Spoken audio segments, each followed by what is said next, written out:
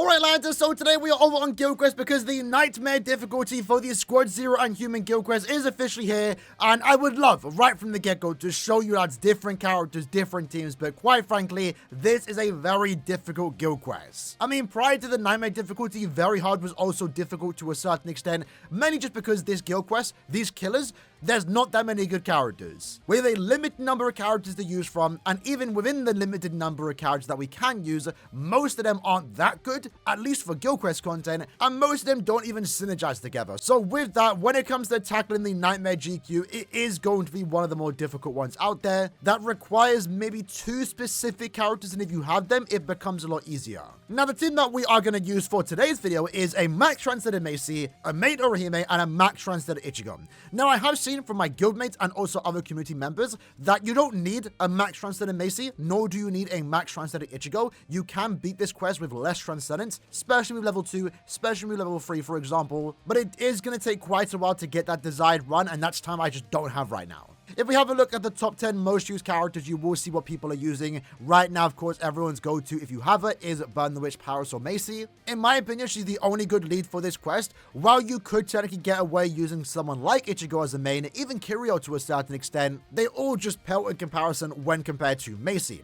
When it comes to the most auto-played characters, your side characters, as you'll see here, most of the characters people are using don't even have killer, because again, there's not that many good characters. Ichigo as a character is actually still really good, and his damage output's still good, and that's why you see him as the most used auto-played character, because most people are opting to use Macy, and Macy and Ichigo in the same team does work quite well.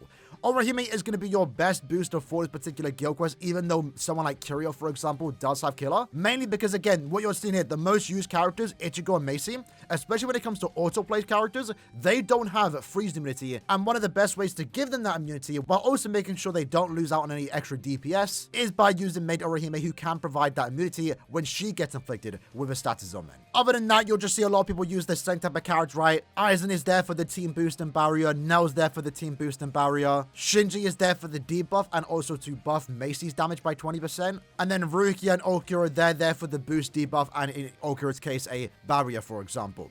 Now, of course, we also have access to a character like Ikaku. If you have Ikaku, this quest becomes so much easier. Like, of course, Macy is also important to have, but even if you have Macy, it's not guaranteed that you beat it. But if you have Macy with also, you know, the newly released Ikaku that we've got within the last 2 months, because he's the only normal attack damage character in this particular guild quest with killer, he's able to do a constant set of damage throughout the entire 70-second guild quest run. And with that, if you have him, if you pair him with Kiryu or Aaroniero and use Ichigo or Macy as a main, you're most likely going to beat the quest. If you don't have Ikaku, like me, for example, it does become a tad bit difficult, and maybe you have to rely on extra transcendence, maybe you have to rely on getting lucky with inflicting status ailments, and maybe you have to work more on your particular soul traits, your links. For my particular run, though, just to quickly demonstrate the team that we are using and how the team does work even with less transcendence, we're going to be using Macy. In this case, we're using these 3 particular accessories.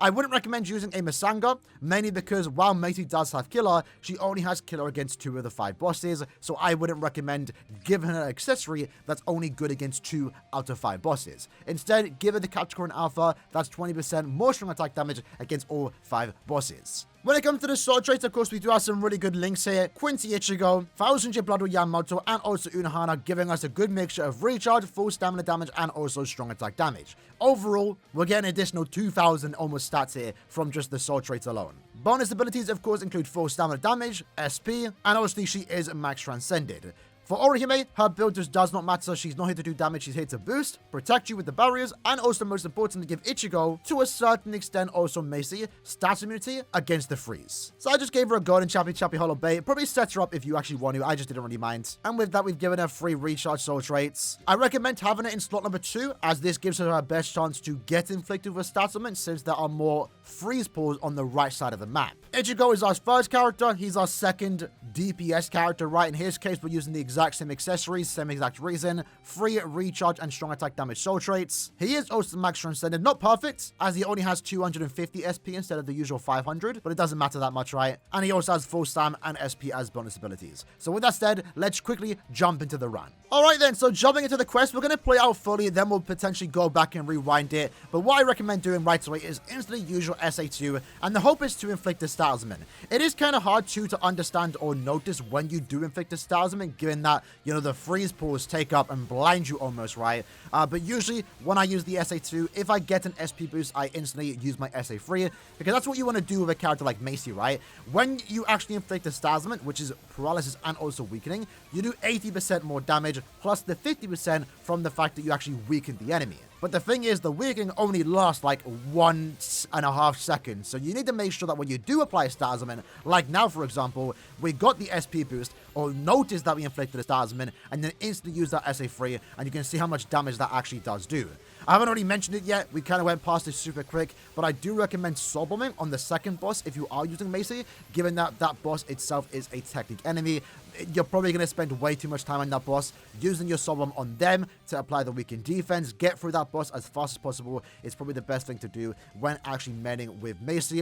The fourth boss, that being Ichibei, honestly isn't that much of a problem. Once more, if you get lucky with your status procs, if you have an SA3 ready the second Ichibei gets weakened, you do so much damage, right? In my case, we actually did get 14 seconds left, and this is our very first attempt, by the way. But that's not my personal best. I believe my personal best is around 25 seconds remaining, which honestly is pretty good. So let's quickly go back and break down the run a bit more slowly, right? Because again, you can replicate this even if you have worse Transcendence. You might have to get lucky with your status procs. So what I'd recommend doing right away is, one, again, have Aaroniero on the right side, because the left side is where the safe spot is, and that's where I instantly flash step to, right? I instantly go here because this is where it's safe. It's hard to tell because of the way the freeze textures actually are, but if you are able to stand on like this part of the map, you're more likely not going to get inflicted with a status omen, and the hope is more so that once Aaroniero gets inflicted with status omen, we'll get the icon, and that will let us know we can kind of stand wherever we want to.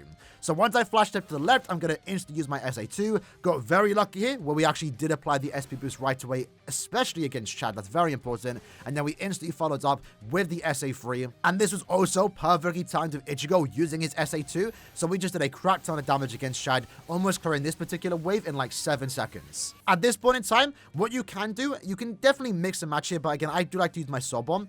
Usually, I would probably wait for the SP boost to wear off. If you know your SP boost is about to wear off, maybe just wait a second so you can, one, reapply the SP boost and have that for 10 more seconds. In my case, since I know we relatively cleared that quest fast, I know we're going to clear this stage fast, I just chose to use my soul bomb right away, especially because I did have an SA2 to follow up right after. As you can see there, it did a lot of damage, and even if the SP boost did wear off, which it did just now, we already did all the damage we needed to do. So I didn't mind using my soul bomb then. Sometimes you might want to wait for the SP boost to wear off. In this case, it was a bit awkward. We didn't have an SA2 ready. I could have used my SA1 into the free. I could have used my SA3 right away, but again, I ideally want to save that SA3 for when we inflict a talisman, when we know we actually inflict it against the boss. So I'd rather use my SA1 into the 2, and then I think in this case, so we notice that we got the SP boost, so we instantly used our SA3. Did a bit of damage, not as much as I wanted it to, but I believe Ichigo also came through here. If you can, and again, this is where like the RNG comes in, if Ichigo can get an SP boost too alongside you by not disturbing the boss, that will also be really good, because if Ichigo does inflict a talisman, he applies weakening, which is great, but then the boss is drained for like 5 + 7 seconds, and that isn't helping anyone. And that unfortunately is like the most awkward part with these particular runs, is that all the characters that you can use, so many of them, literally these 4 characters on your screen that you can use in this quest, 5 actually, sorry, 5 characters, they all inflict SP boost. It's like everyone's damage is like super inconsistent, and you're all fighting to inflict a talisman, which is really annoying about this particular guild quest killer phase. In this case though, unfortunately one enemy was left off on the side. Used my SA1 to finish them up. Ichigo used his SA1, didn't kill Ruroka unfortunately, and this is where someone like Ikaku would come really clutch, because as you see here, we're waiting around. I don't really want to use my best strong attack, my SA2 and 3. If Ikaku is in the team, he's there doing constant damage output, and you won't have those times where the boss has a sliver of HP left over and you don't want to use a strong attack. Going into the 4th boss, we have 35 seconds left. At this point, I use my SA2, then use the 1, and I'm really hoping here, and again, it's really hard to see, when we do decide to use the SA3, the boss was just inflicted with weakening and also paralysis, right? So in this case, I noticed the SA2 start to do a tad bit more damage, and that's when I used my SA3, and as you can see there, we just did so much damage against Ichibei. Even when not max transcended, 2, maybe 3 strong attacks is still enough to take down Ichibei if you do get lucky with the weakening and also paralysis. Now in this case, going into Kugo, this wasn't really the best final phase, I will be honest. We used the SA2, I think I even missed Kugo, and you'll see that even if we did inflict the talisman, I didn't have an SA3 to follow up, so I couldn't take advantage of the fact the boss was weakened. So we could have cleared a tad bit faster here. But since we have plenty of time to spare, I wasn't really that fussed about it. All I had to do was just spam on my strong attacks, and we actually did finish the quest with 14 seconds to spare. So honestly, not too bad. With that said, though, we're over on Core's Discord server. People post their teams there, and it might give you a good understanding of what teams, characters you should be using to potentially beat this quest if you don't own, let's say, for example, a max transcended Macy, right? So in this case, Kiri was able to use a 3 out of 5 Macy. They used Yukio as their team booster. Not the most optimal character, but he does do the job. And then again, they did have Ikaku, and they actually got a better score than me. So that just goes to show how good Ikaku actually is when it comes to this particular quest, right? Night characters are really good in Guild Quest. It's simple, right? This team, 1-1-1-1. Every character only SP level 10, I assume, special level 1, and because they had Ikaku, they beat the quest, again, even faster than my particular run. So, even if you can't beat this quest right now, you probably will whenever it does come back, because Ikaku should be more widely available. The lads Skunt went ahead and used a Macy, 2-5 Macy, a 5-5 Aizen. I doubt their transcendence really mattered, but even then, a Nad character with a high damage output like Aizen, even without Killer, is still able to do some damage. And they also did have a 1 out of 5 Ichigo, and they were able to clear with 10 seconds left. So it does go to show you still can't beat this quest without max transcendent characters. It just might take a bit longer. This team is probably one of the best teams you actually can bring. But, you know, Macy, again, is the best lead, right? She doesn't need to be immune to star elements if you know where to stand. And the reason why many people are using someone like Maid or Hime over someone like Kirio, who can do damage while also boosting your team, right, is that Kirio doesn't provide any immunities to your side characters. So if you are using someone like Ikaku and not Ichigo, then you can get away using someone like Kirio. Because Ikaku's immune, you don't need to give him any immunity. He doesn't really need any barriers to begin with, as long as you just keep your team protected with the Vortex. And then Kirio will at least be doing some damage again while also boosting your team. This lad right here, and this is very impressive. They must have got very lucky here, but they used a special level 2 team, Macy, Nelio, and also Aizen, and they were able to beat it with just 2 seconds left. So that tells me you had to get very lucky, but it goes to show they were able to beat without even a max to the team, only using one character in this case with Killer. Eren Wen is using a team like this, a 2-5 Macy, 3-5 Shinji, and a 2-5 Aizen. I've seen a lot of people actually use Shinji. It might be worth investing into him. He's always been a good character, especially because he does mesh well with someone like Thousand-Year Blood or Unohana, but in this case, he can do some damage himself, but he's also given Macy 20% more strong attack damage and also debuffing the enemy. So as long as you can keep him safe, which is what Aizen's there to do, to boost and also barrier, that extra 20% damage and the debuff, and just the extra damage that Shinji can actually dish out. I believe he's immune to star elements, the freeze pools. This makes for a pretty good team, and this might be worth using. Similar team here, right? Macy, Kirio, Shinji, 1-5, 1-5, 2-5, and they were able to beat this quest with 10 seconds remaining. So like I said, it's definitely one of the more difficult Nightmare Guild quests out there. Fortunately for us, this time around, the second phase is actually Ranged Aranka. There'll be a lot more characters you can use in that particular phase, but this one is limited. No, you do not need a max transcendent Macy, but of course, if you have it, you're probably going to beat it first go. Macy, of course, is a great character to use for this particular quest, but of course, equally as good is going to be Ikaku, and if you have Ikaku, yeah, he's good. That's why Ikaku was a great character. That's why I hyped him up when he released. I didn't pull for him because I didn't like the character's visuals or anything, and I don't pull on premium mid-month banners like that. But Ikaku is definitely a character you want to get your hands on sometime in the future, because he's going to make Nightmare Guild quests like this a lot easier whenever it does come back around in the future. Either way, hope you enjoyed the video. See you guys next time. Take care and peace.